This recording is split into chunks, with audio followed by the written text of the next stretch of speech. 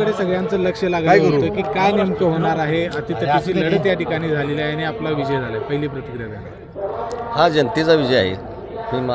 हा विजय आम्ही ज्या लोकांनी मला आजपर्यंत 20 वर्ष सहकार्य केले त्यांनी हे अतिशय चांगल्या प्रकारे आत्ताचं सहकार्य करण्याची भूमिका या ठिकाणी जी ठेवली त्यामुळे हा विजय या ठिकाणी मिळालेला आहे. आणि हा माझा विजय आमच्या सहकाऱ्यांच्या वतीने मी जनतेला या ठिकाणी समर्पित करतो.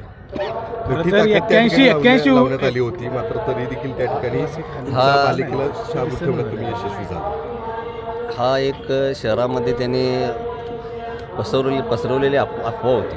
कारण नेहमीच आम्ही गेल्या 20-25 वर्षापासून ज्यावेळेला काम करतो आहे त्यावेळेला गड हा सारंग देशमुखांचाच होता आणि त्या ठिकाणी त्यांना मदत होत होती. त्यांचा तो गैरसमज होता.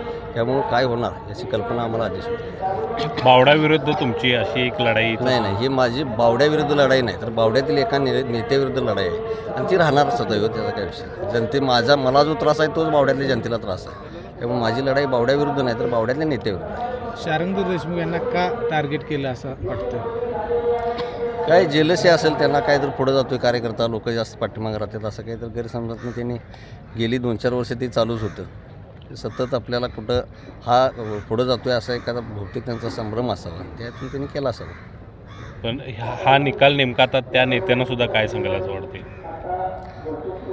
त्यांनी आसपास आपल्या असणाऱ्या परिस्थितीचा विचारपूर्वक जाणीवपूर्वक ह्याचा विचार केला पाहिजे. हे का होतंय हे का व्हायला लागले लोक आपल्यापासून का लांब जायला लागले याचा त्यांनी जाणीवपूर्वक विचार करून जवळ असणारी जी लोकं आहेत ती त्यांच्यासाठी त्यांना प्रगतीपथाकडे न्यायला लागल्यात का अधोगतीकडे न्यायला लागल्यात याचा विचार त्यांनी करणं गरजेचं आहे. वारंवार म्हणताय की शेजारचे आजूबाजूला नेत्याच्या असलेली लोक वाईट आहेत. म्हणजे नेता बरोबर आहे की नेमकं काय?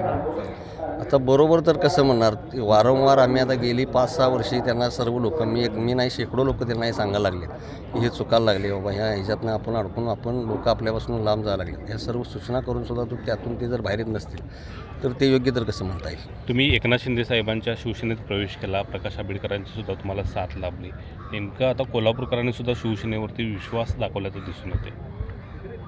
कोल्हापूर जिल्ह्यातील जनतेनं नेहमीच शिवसेनेला साथ या ठिकाणी दिलेला आहे. आजपर्यंतचा तुम्ही इतिहास बघितला तर शिवसेनेच्या पाठीमागं राहण्याचा धोरण हे कोल्हापूर जिल्ह्यातील जनतेने नेहमी स्वीकारलेलं आहे.